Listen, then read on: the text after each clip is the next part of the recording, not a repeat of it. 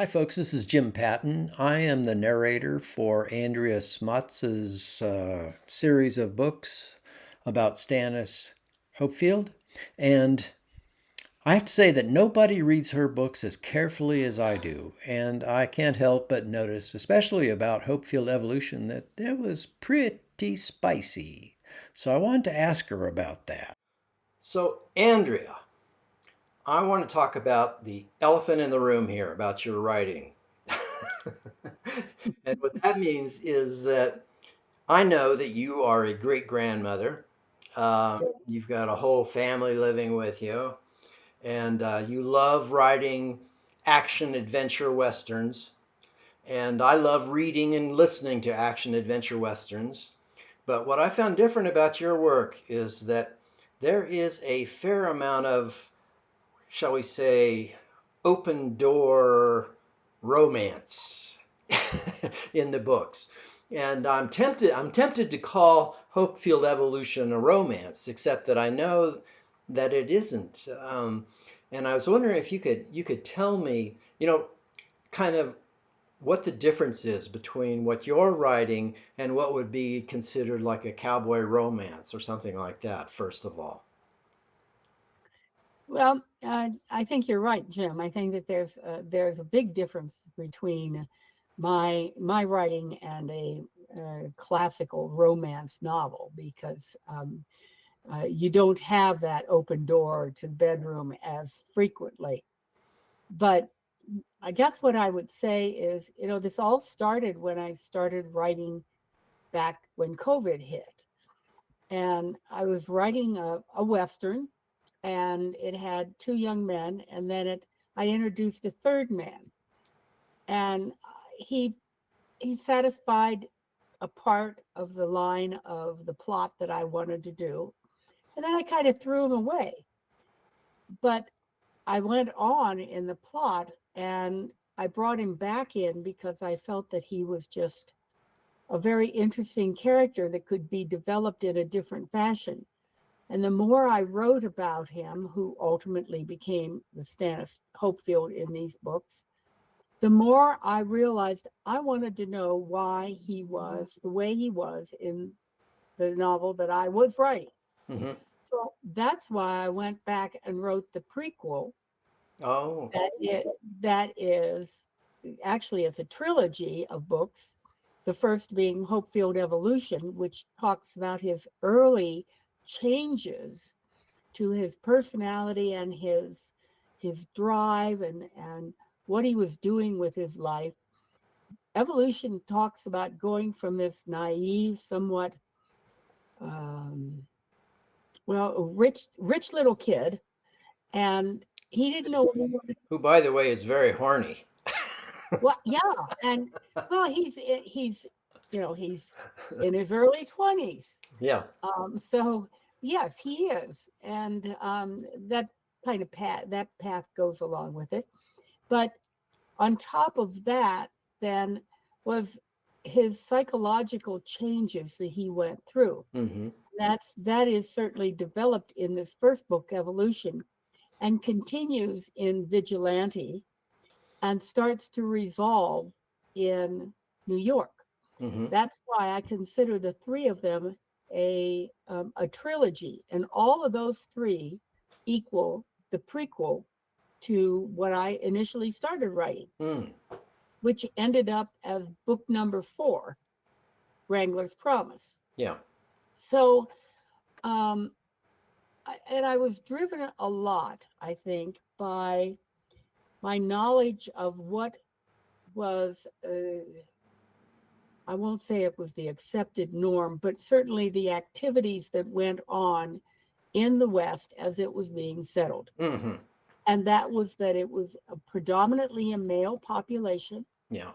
and the women that were there oftentimes were brought out for satisfaction of male sexual needs. Mm-hmm. That's why brothels were so very important. And you had independence, and you had the organized brothels, such as the prostitutes and what is legally permitted in certain areas here in Nevada. Mm.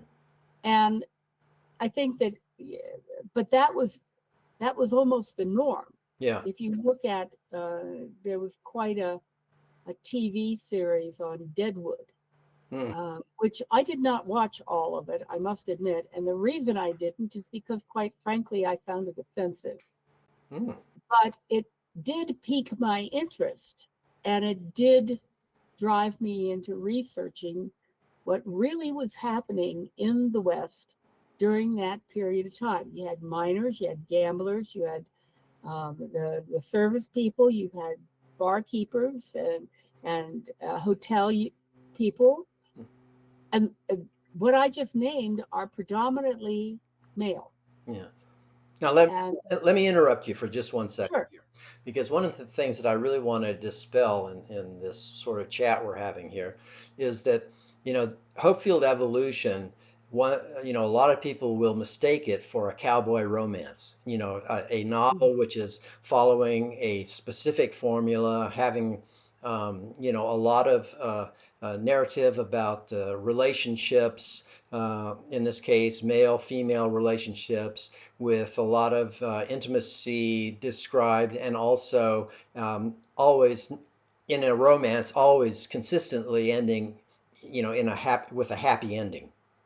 right, And what you're doing here, and this is what I want to emphasize to people. This is like a multi-book series, on the order of 9 or 10 books, which is really a character study of this man who lived in the right, 1800s, in the culture that you're describing. And yes, so, the first book has what I would consider, a unlike a typical action adventure western, it's got a lot of relationship um, description uh, and development.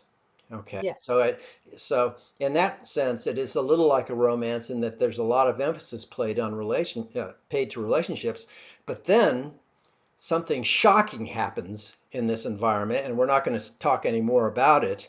no, And then, we plot a whole different aspect of this man's character. And so, right, the ending is not necessarily a happy ending, it's a satisfying ending. Okay, people will feel satisfied. It's not a cliffhanger or anything like that, but it's part of an arc, a character arc. So yes, it's hard to categorize this book and probably others of your books, because it's not an action adventure western. It's not necessarily a romance. It's somewhere in between. It's a little like literary fiction because of the emphasis on human relationships, etc. right, I want to encourage people to really look at the first book in particular as part of an arc, which extends over several books. right, right. Yeah. And I think that that's important to note here is that, um, when you look at the historic type of westerns that have been written in the past, you don't see a series where the one leads to another to another. Now, you might see the same characters Hmm. going forward in the books, but generally, if you pick up a Louis L'Amour, that is a standalone, Yeah. or Zim Gray. They are standalone books. Mm. And mine can function as a standalone, but they also lead you into the next one, which develops additional aspects of the characters and action and so forth.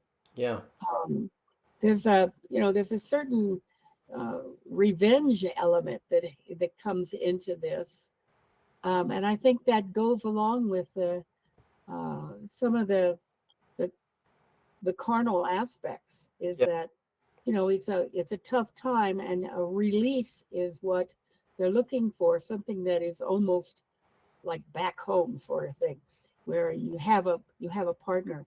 And so to some degree that is what is happening in these books.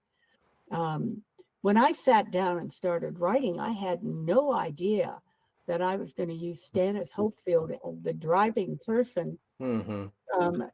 to um, to go through all of these changes and have these challenges and face all that he does. Hmm.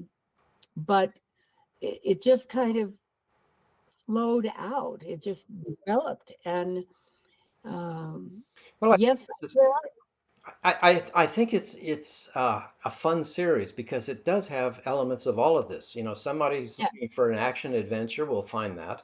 Somebody right. who's looking for, a description of 18 a 19th century man and how what he is going through and how he develops based on the research that you've done is really also quite fascinating. So, there's a little bit of everything in here for people.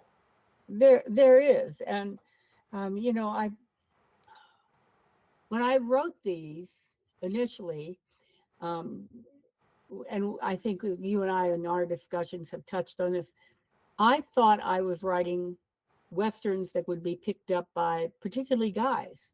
Hmm. And the more I wrote, and the more I wrote about this particular man, I realized that it is very oriented to what women like to read. Hmm. And of the readers that I have had that have read all of the books, and I have a lot of them. Uh, of the readers that have read all of the books, there's really only one or two that have read that are guys. All the rest of them are women, Hmm. and they love what I do with this. They quite frankly they love the sexual aspect of it, but they also like the character development and the fact that I kind of I don't hard drive anything. I'll stop and suddenly I'll kind of wax poetically almost in a description of things. But I change it up as I go through the books. Um, and Jim, I had no idea I would write a book, number one, and I had no idea I would write like this. And when I now read my books, it's like, who wrote this? It's almost a surprise. Yeah. So, Okay.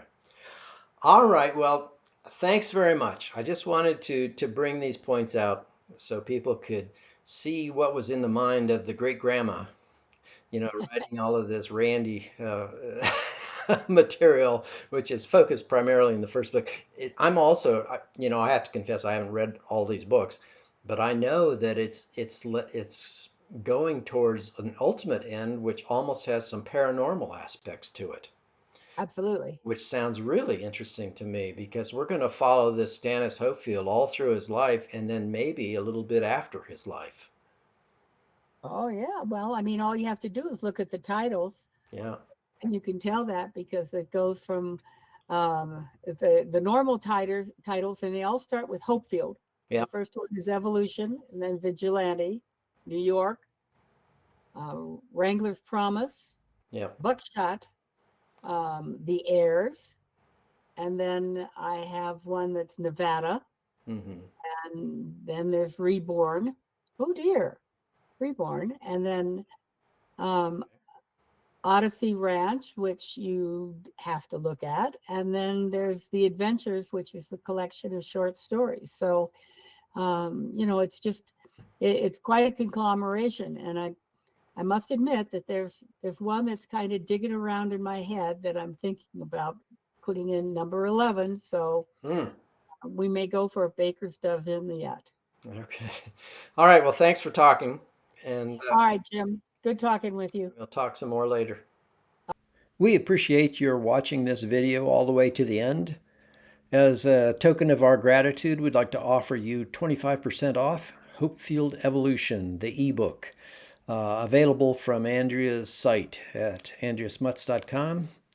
And I hope you enjoy it, and please leave a review.